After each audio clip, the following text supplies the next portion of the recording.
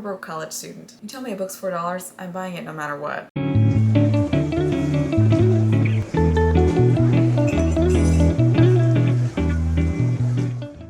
Hello everyone, my name is Wendy and I'm here with a book haul. I've been doing quite a bit of book shopping lately. It was my birthday recently and I got a couple gift cards and there was a couple sales and I made a couple mistakes maybe, but you know, I think that the only way to get through my upcoming school semester is knowing that I have a ton of books to read that aren't assigned literature, if that makes sense. Hopefully you guys find something you might like or something you read, but I guess we'll just get started. The first book I have is Bestiary by K. Ming Chang. This one is described as a lesbian Taiwanese folklore fantasy novel, and that already checks a lot of my boxes. So it starts off with a mother telling her daughter a story about how a tiger goes through several villages and eating the toes of children. And soon enough, this daughter starts to grow a tail and dig through holes in the garden. This tailed daughter falls for a girl who is her neighbor. The girl has magical abilities of her own. And I guess this is a generational story, but also kind of focusing on the magical realism elements. Magical realism and sci-fi have always been really tough for me to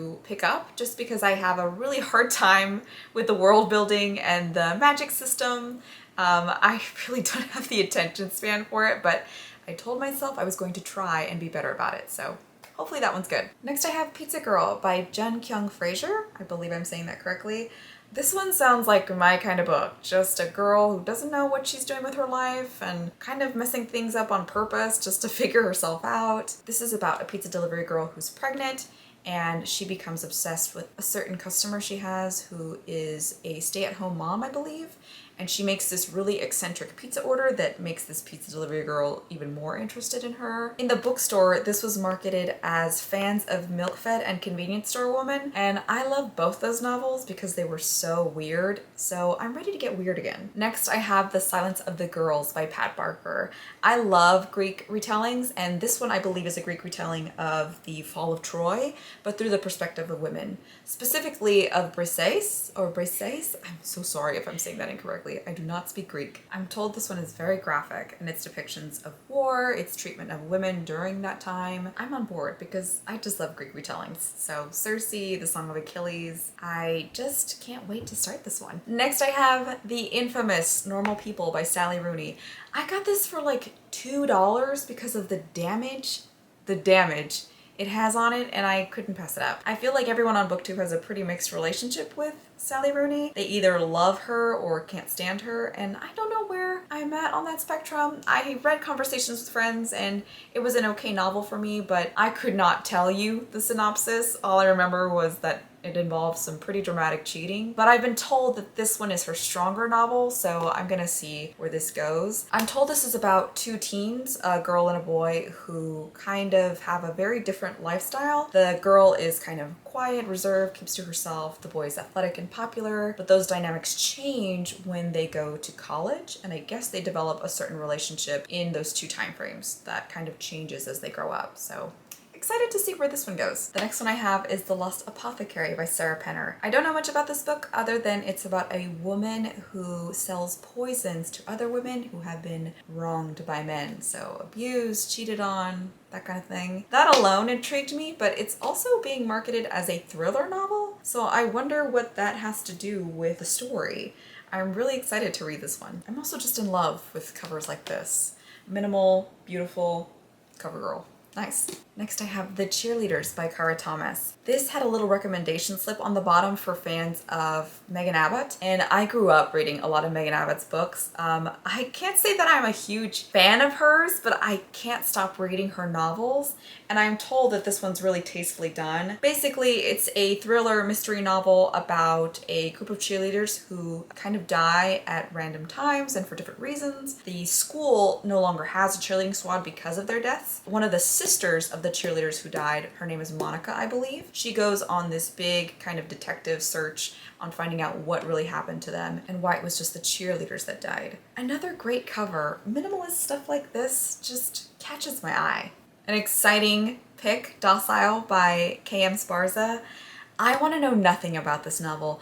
Every review I've read and seen of this novel calls it raw, real, graphic drama, like every kind of visceral emotion you can get from a novel, people have described for Docile. So I want to go in knowing nothing about it. I just love this cover. It's another great cover. I just love stuff like this where there's like this everyday cover with something disturbing about it.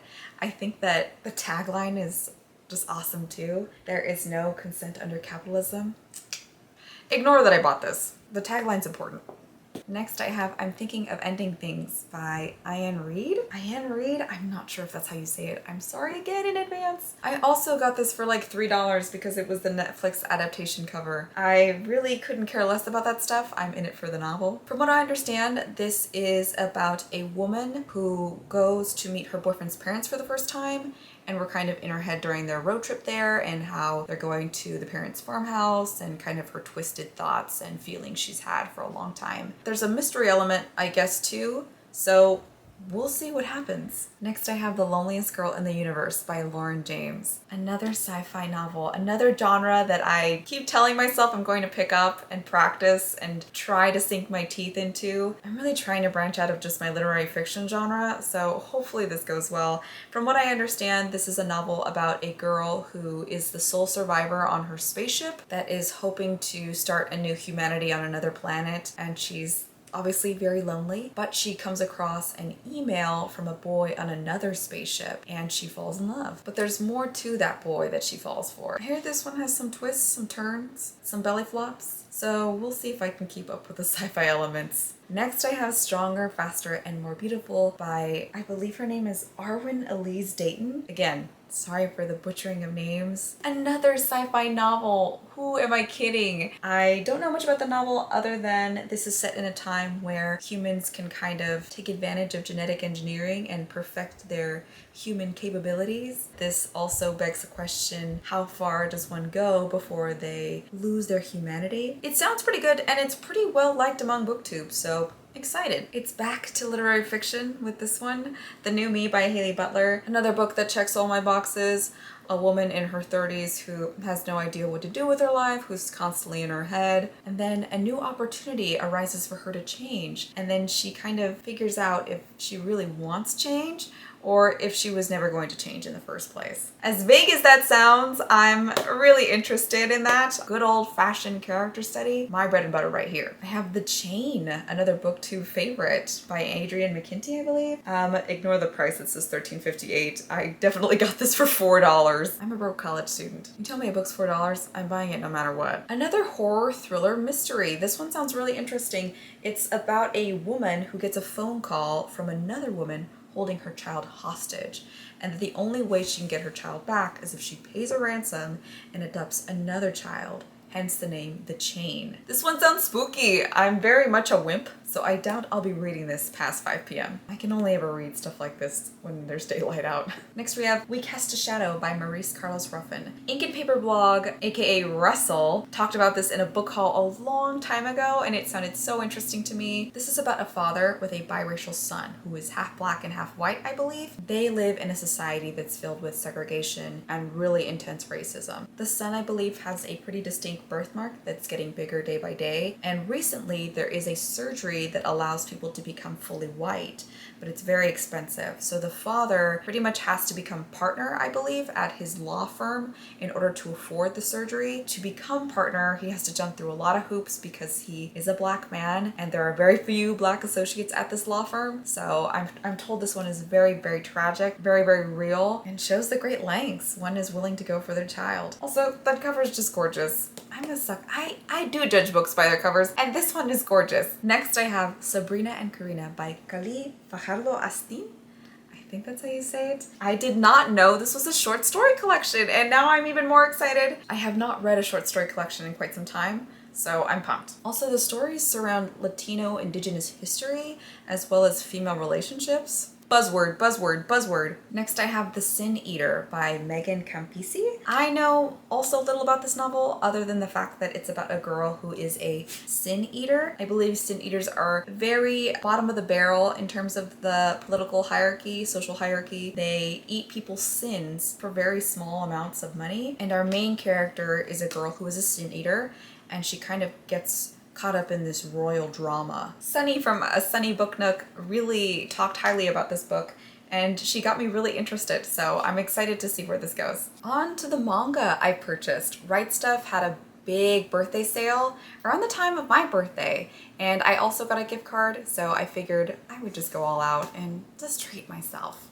I got the Wish Omnibus by Clamp. Let me just say that when I was just a wee gal trying out manga in the library, I used to get the individual dented, yellowed, busted copies of this manga, have an out-of-body experience every time I read them. But something about this one just brings me back to a happier and simpler time. Wish is about an angel who falls to Earth in search of her master. But while she's on Earth, she gets attacked by a crow, and then this handsome and delicious young man helps her out, and she wants to repay his kindness, but this guy's got it all. He's a doctor, he's handsome, he's got a huge house. He doesn't really need anything.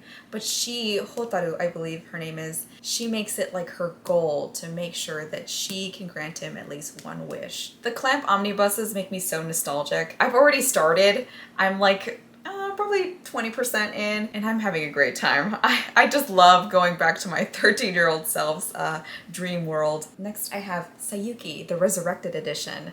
I believe this is also kind of an omnibus. This is a classic manga. I've never touched it though, and I've seen it countless times over my years in the manga and anime community. It's loosely based on Journey to the West, so basically it's about these 4 punk heroes who are all, of course, not your average hero. One's a demon, one's a monk, etc. And they're on this quest to stop the resurrection of this ox demon king. Art like this makes me so nostalgic. I've always been a seinen and shonen gal, so seeing these hardline boys with flowers and guns and classic art like this takes me back to 8th grade, which was maybe not the highlight of my life, but a fun time. For sure. I have Life Lessons with Uramichi-san. The anime of this just came out, I believe. I haven't seen a full episode yet. I've seen a lot of trailers, and it looks really wholesome and funny. This is about a 30-year-old kids show host, Uramichi, who is also a gymnast, and he's in the exercise portion of the kids show. Apparently, he maintains his upbeat and sweet personality, but he also lets his sarcasm and his hate for adulthood slip through the cracks sometimes. This was also marketed as older teen. It was wrapped in plastic when I got it, so I don't know what that means. We'll see what happens. Finally, I got Smokin' Parade Volume 1 and 2. I could not tell you what it's about. I just know that when I see art like this, I'm on board. I've been told it's like mercenaries, post-apocalyptic, kind of futuristic. Sure. I saw a hottie in the front with a horn. I'm gonna buy it. And that is it for my book haul. I definitely did some damage, but I had to get rid of those gift cards, and those sales weren't going to outbuy themselves, so definitely on a book buying ban for a while. I normally buy books like this once a year, and I don't allow myself to buy any more books unless I read like 6 or 7 of the big purchase that I made. I'm excited to read all of them, but if I had to choose between one of the mangas and one of the fiction, I would have to say Saiyuki is up there, and also Sin Eater, as well as Sabrina and Karina. I don't know which I'm gonna start first, but I'm excited for the 3 of those, so I'm going to read my eyes out up until fall semester, which I believe is in like 3 weeks for me, so we'll see how much of this haul I can read until then. Probably not much. Thank you for stopping by at my haul, and I hope to see you in the next one. Bye!